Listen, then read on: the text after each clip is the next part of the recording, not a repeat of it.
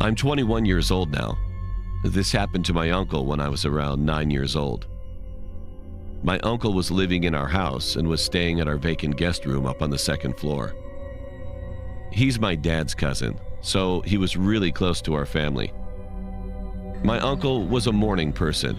He would always get up at around 4 a.m., drink coffee, and run morning errands around the house. He also told us that he could see and feel ghosts because he has a third eye. And to give you a little background on our house, it was the very first house that was built on our street. We could sometimes feel something moving around our house, especially at night, but we never really paid attention to it.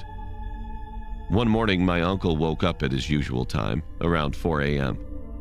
He left his room, which was right beside the staircase, saw my older sister, who was 17 years old at that time, going up the stairs with a cup of coffee in her hand. The weird thing was, he said that my sister was looking down and not showing her face the whole time. He greeted her with, "Good morning, and why are you up so early?" He said my sister just kept walking up while looking down and ignoring him.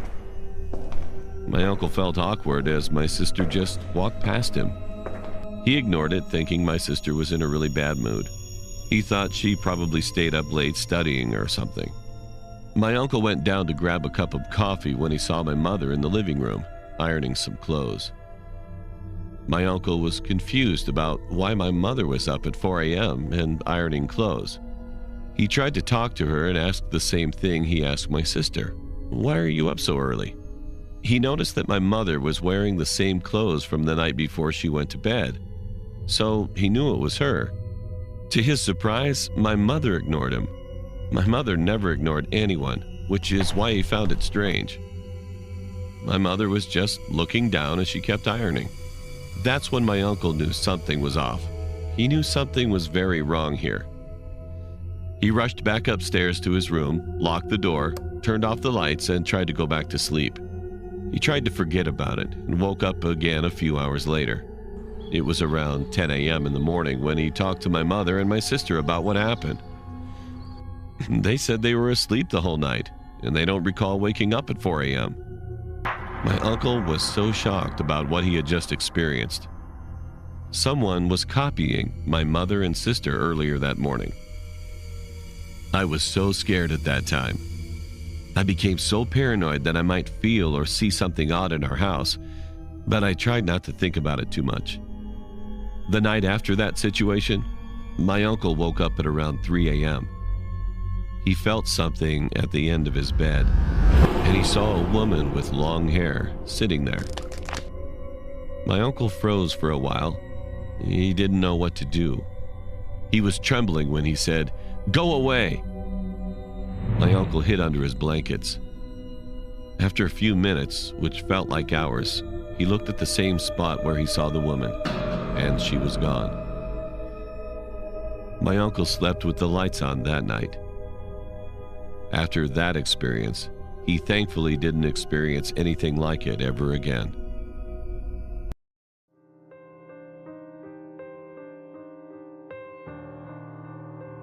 One day, I was on my way back from a school party. I was with my friends, but please keep in mind I was only 20 years old. We were drunk, so we really didn't know where our Uber driver was taking us. He took us through this road called Sonol in California, and everyone in the car knew this road had a very upsetting story behind it. We didn't care, since we were all drunk and it was 3 a.m. We just wanted to go home. At what seemed like the end of the ride, the driver stopped at the side of the road and let in this girl. She sat in the back seat of the car. She claimed her name was Mary. All of our hearts dropped when we saw she had a dress on. It was a white dress. She also claimed that her husband dumped her on her wedding night. She said she was trying to find a ride for 3 hours, but she couldn't since it was too dark outside. When I got a good look at her, I was shaking because she was tearing up blood. I whispered to my good friend Dominic. I told him about the Bloody Mary story. I told him that it took place on this very road and that the girl might be a ghost. Right as I finished that sentence, she looked at me through the rearview mirror with her bright, white eyes, and asked us if we were talking about her. My heart dropped once again. We asked the guy to pull over, but he insisted on dropping us off at our location. One of my female friends in the car started crying after Mary started reciting all of our names from the back of the car. We were scared because we didn't tell her our names. Now everyone in the car was crying except for me. It felt like we were driving forever, but it had only been 10 minutes. It got brighter out, and we realized that no one was in the back. It was a night spirit that was there, and it left because it was now morning. The next morning, I thought about what happened while I was taking a shower. When I looked in the mirror, I saw a scratch on my neck.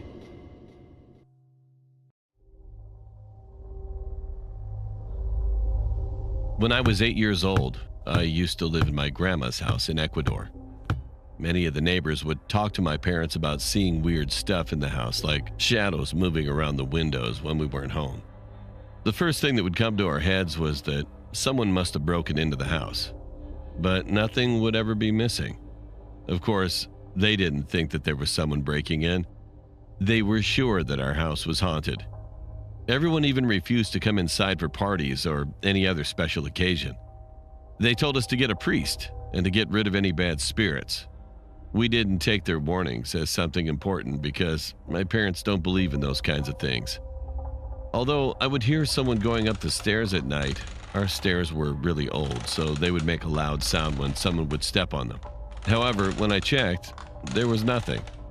I would just run to my bed and cover my head with the sheets until I fell asleep. One night, someone started knocking on the door really hard and screaming. We got really scared as it was 12:30 a.m. and everyone was asleep by then in our neighborhood. It was extremely rare that someone would be up at that time. My dad took his shotgun and told my mom and me to stay in my room and not move. I was scared for my dad's safety, but I felt relieved when my dad said my neighbor's name. He informed us that a water pipe had broke in our backyard and the water was spraying his house and broke one of his windows. He was nice about the situation and even said he'd help us fix the pipe. My dad got the shovels, as the pipes were underground, and we had to dig to see what was wrong and how we could fix it. As we started digging, they realized that they needed other materials, and they went to get it, leaving me alone in the backyard. There was barely any light back there. The only source of light we had was the moon, and one light post a block away from my house. I was pissed off. I mean, how could they leave an 8-year-old boy there by himself in the dark? But I didn't say anything about it. About 10 minutes had gone by since they left, and I was wondering what was taking them so long. They were only getting some materials after all. But as I was going to go back inside, I saw something moving really fast at the corner of my eye. I froze. I wanted to run, but I couldn't.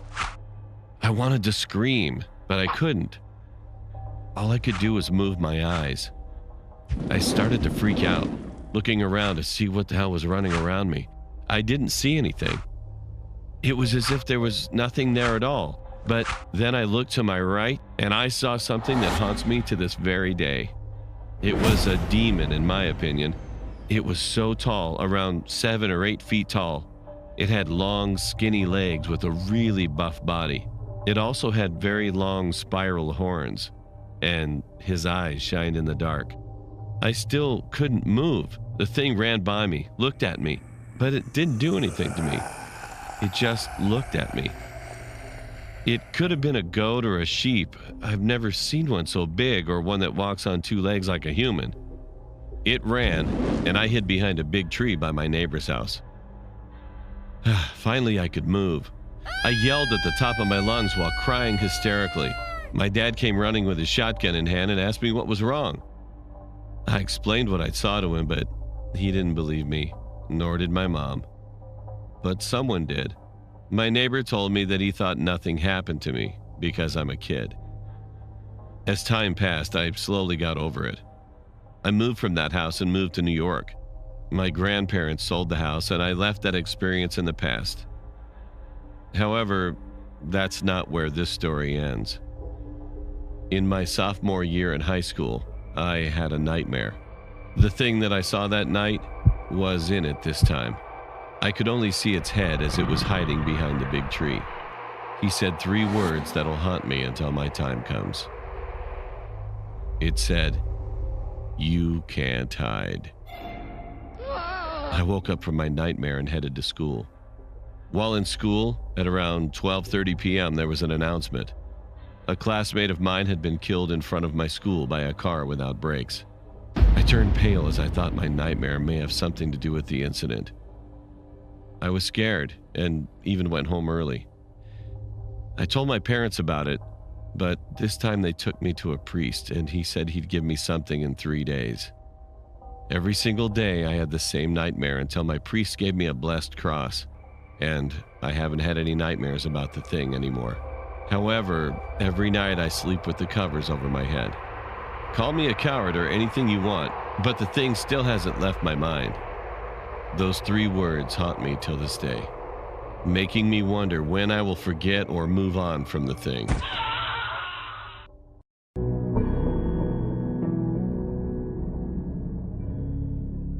About 10 to 12 years ago, I was a drug addict living in Cleveland, Ohio. I usually spent my days smoking, drinking, and I was usually up to no good. I would go with whoever had the drugs, basically. One day, my friend and I were talking with this guy, and he said he had some dope on him, and he invited us to his house. It wasn't the first time I've seen him invite women over to his house to smoke and do other drugs.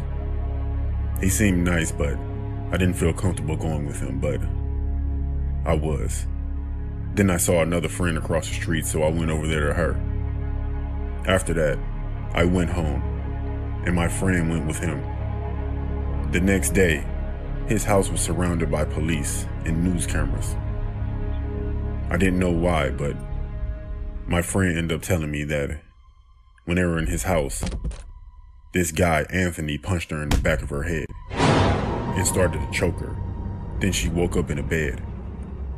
She said next to the bed, she saw a woman's body with no head attached, but she decided not to scream because he was asleep right next to her.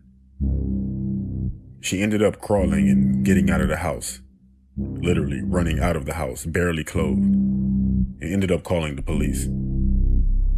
Eventually, they found 11 bodies of 11 different women in and around his house. Who would have known that man was a serial killer? His name was Anthony Sowell.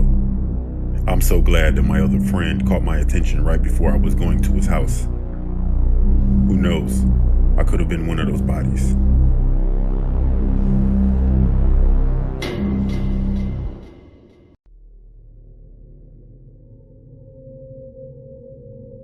A few years back, I rented an apartment from a friend of mine. He had recently bought it and had it completely renovated. He put it up for sale but couldn't find a buyer, so I offered to rent it in the meantime. After moving in, I realized there was something wrong with the lady next door. She was about 45, but looked much older. She would sit up all night listening to Christian radio shows and talking loudly to someone. It got to the point where I couldn't sleep, so I went over to her place and asked her to keep it down. She opened her door and I got a quick peek. Her walks all had crosses painted on them in different colors, and words like Jesus and angels scribbled everywhere. The windows were painted black, letting in no light at all. It was damp, yellow-stained 50-year-old carpets, dog shit and cockroaches everywhere.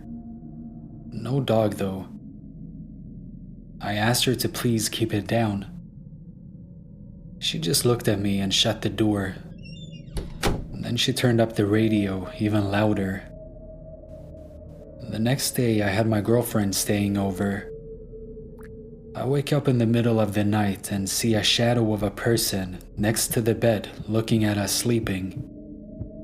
I think I'm hallucinating, as I usually do in the dark when I'm sleepy. But then the shadow starts talking. It's my neighbor, and she's holding something in her hand. She broke in during the night, and who knows how long she stood there. "You should lock your door at night," she says and walks out.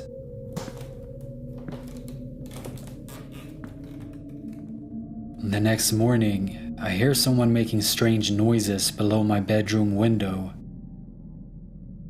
It's my neighbor, talking to herself in tongue. She has a plastic bag in her hand, with her rotting, dead dog inside. It's hot as hell outside, and I can smell death from the bag. At this point, I'm scared shitless. She's obviously very insane. I go upstairs and knock on another person's door and ask what the hell is going on. The guy is as scared as me. Apparently, she broke into his apartment one evening as well, while he was watching TV with his kids. He got up from the couch to get a snack, only to find her behind the couch staring at him, holding a power drill. At this stage, I'm basically shitting myself. I call the cops, and they know all about her. Apparently, she's a violent schizophrenic, and she hasn't taken her meds, but they can't force her or enter her apartment without permission because she owns it. The only thing they can do is get her when she goes outside. I sit up for the next 2 days, waiting for her to run out of cigarettes. When I hear her leave at 2 a.m. to go across the road to the 7-Eleven, I call the cops. They have 3 cars and a special van over in less than 2 minutes. They restrain her and throw her in the van and drive off to some institution. And in less than a minute, it's like she was never there. I never see her again, but I still have nightmares about her looking at me in my sleep.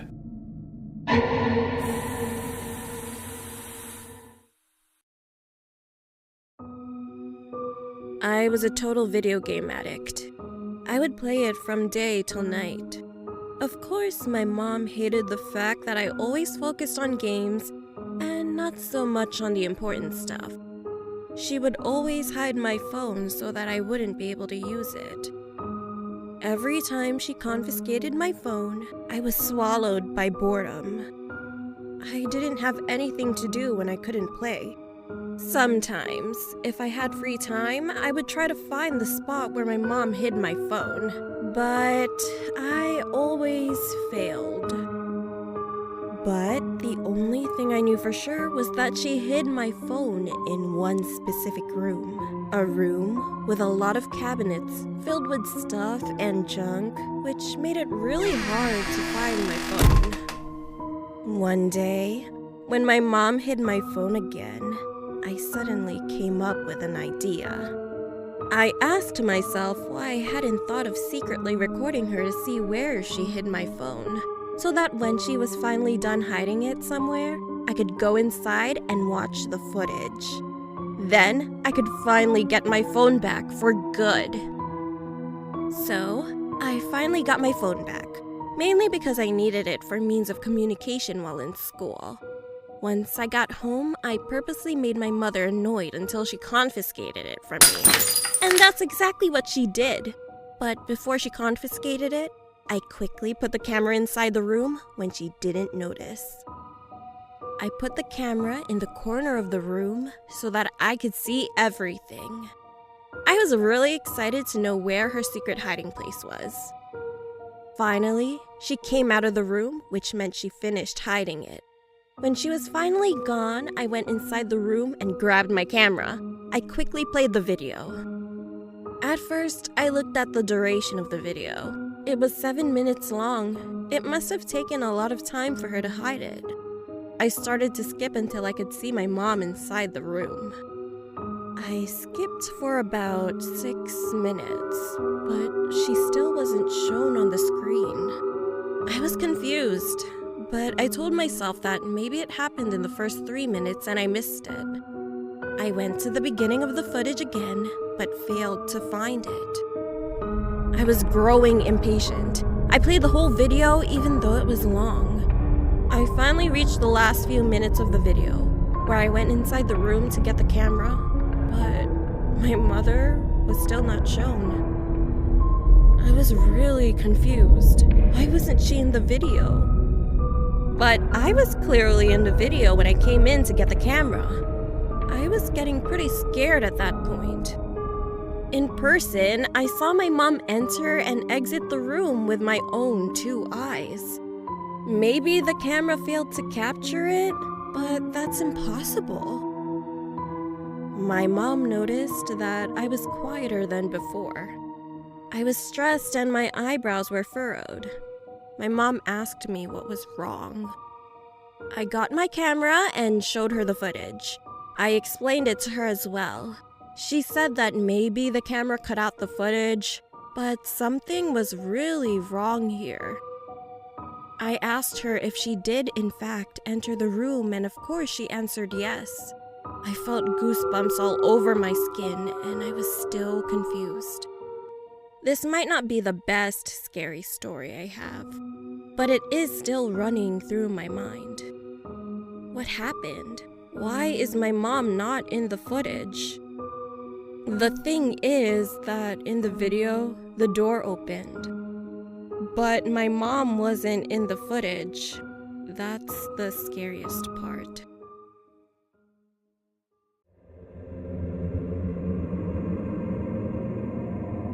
When I was around 14 years old, I always went on the internet, and I had this app called Discord. After a while of having Discord, I met a boy named Luke. We started talking for a while, and one day he asked me what I looked like. Without thinking, I sent him a picture of me. He told me that I was beautiful and that he loved my long dark hair and how I did my eyeliner. I just said thanks, thinking nothing of it. Around a week later, he told me that he loved me, and I felt the same way about him. We had so much in common. Luke was very good looking too. He had a different style from normal people. He wore a mask and always wore the color black.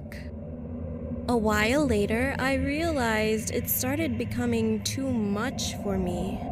He would always ask me personal questions like where I lived, and I told him I lived in California. He also lived in California and said he wanted to run away and meet me. He said that our relationship was going to get real.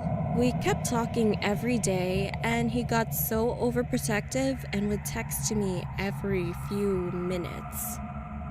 One day, I was home alone because my parents were on a trip to celebrate their 20th anniversary. I didn't mind until it became nighttime.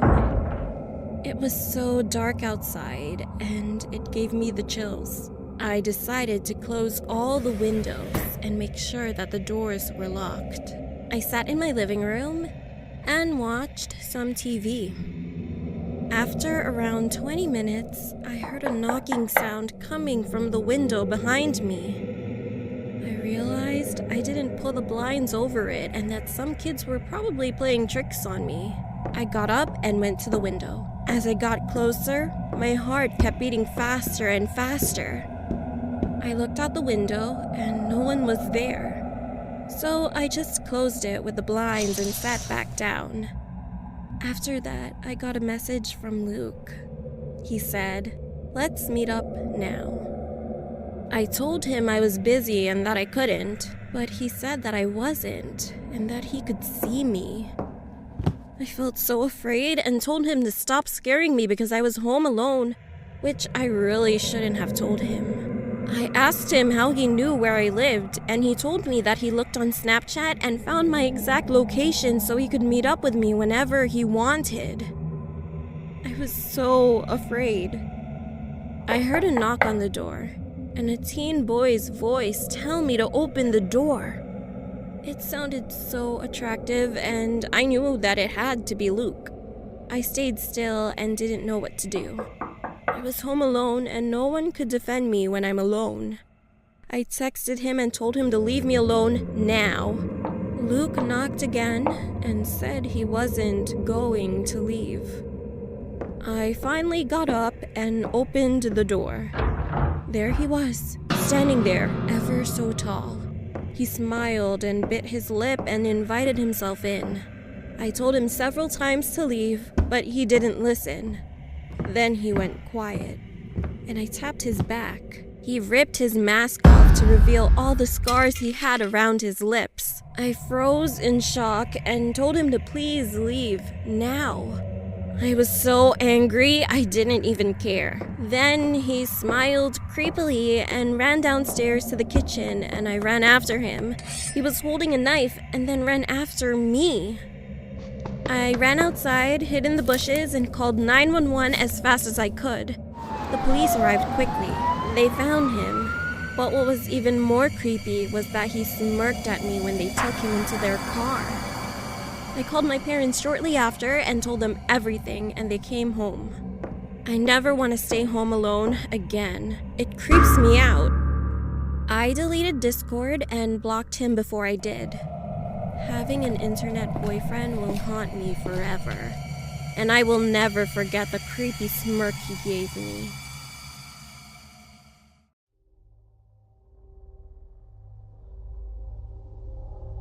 Back when I was 21 years old, I was a strategic firearms commander. This meant that I led a team into dangerous situations that oftentimes involves hostages or civilians who carried guns or other deadly weapons. I had a second-in-command firearms commander working beside me. His name was Callum, and he was my best friend. We always hung out outside of work. While on duty, he would always joke around and make us crack a smile, even when we were dealing with pretty distressful stuff. We once had a case where a man had possession of a firearm, and we were assigned to take care of it. Callum seemed particularly eager and jumped out of the van before it even came to a full stop. When the rest of the team reached the scene, the man was already shot. Callum still had the gun in his hand. Soon after, I asked Callum why he was so eager to do it. And then he said he had no specific reason. He was just excited. I believed him because he was my best friend. Later on, when I was looking at the man who was shot, I looked him up on social media and realized that he and Callum added each other on Facebook. Upon further investigation, I realized that there were thousands of messages sent between the two where Callum revealed sensitive information about several operations. I knew that he killed this man on purpose, but I had no way of proving it. He was taken to court and was sentenced to 3 years in jail for perverting the court of justice. I testified against him and was no longer his friend. When I was 24 years old, I was still on the firearms team. All that happened with Callum was behind me, and I was happy with my life. One night I went home really late after work. As I walked to my apartment, I realized that it was trashed. I called the police and they reported it, but there was not much they could do because I didn't have a CCTV. As I got into bed, I saw that there was a note on my bedside table. All it said was, "Remember me?" I instantly recognized Callum's handwriting. And now that he was out of prison, I thought that he would move on with his life. I was so wrong. This was his revenge. The next day, I went to the underground parking lot and I saw that my windscreen was smashed. It was clear that he wasn't over me testifying against him. Soon after, I also saw him near my apartment. I ran after him, but he ignored me and ran away. I tried calling his old number, but it was no longer in service. Then an envelope was sent through my door, and it contained hundreds of photos of me at work, home, and even out with my girlfriend at clubs and restaurants. These were all taken very recently. The last one, though, was a picture of Callum and I from years ago, and on the other side, written with a big red marker, were the words, "You're dead." I reported this as stalking and hoped he would end up back in prison. The police had gone to his listed address, but there was no one there. In fact, all of his bags were packed. I knew he was still in the area somewhere, though. One day I was by myself in an unmarked car, and I saw this Toyota Yaris, and it was driving close behind me. It was my gut instinct to get the plate number checked, and I was going to. But then I got a Priority 1 announcement on the radio saying there was a crazy man on a bus who had a knife and stabbed someone. I turned on my sirens and blue lights and headed to the accident. As I got on the bus, he was already arrested, and the ambulance was already there as well. As I was about to leave the bus, I heard a loud bang, and a man on the bus fell down. He was shot through the window by a man who was wearing a black hoodie. He immediately ran. I ran out of the bus and went to the boot of my car. I got my MP5 SF out, which was a large rifle with sniper capabilities. I ran after the suspect and radioed in. They gave me an order of critical shot, which meant I could shoot to kill the suspect. He ran through the town center and went to the left. I was worried about public safety as he had a large rifle as well. I realized instead of running after him, I needed to get on a roof and shoot down. I went to this building that had views of the right and left. It took me 5 minutes, and I was worried that he would have run away by now. As I got to the roof, I turned my gun to the sniper level. I used the eyepiece to scan, and I saw a man in a black hoodie running. I fired a shot, and he fell to the ground. By the time I got there, more armed policemen came to the area. I was shocked to see Callum. He was the one who followed me in the car behind me, and that shot in the bus was meant for me. But he missed. Callum was dead.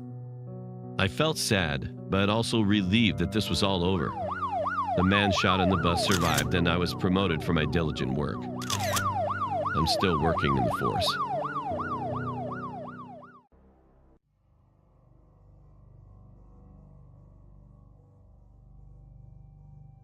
This happened to me in the 1970s. To be exact, it was November 23rd, 1971. I was 20 years old at the time and was really down on my luck. I was living in Portland, but I'm from Seattle, and I'll be going home very soon. I had lost my job and was about to be evicted from my apartment because I couldn't pay the rent. I will be flying back home to stay with my parents until I could find a new job or somehow get the money for my apartment, which would be very unlikely. I had one night left in my apartment before leaving.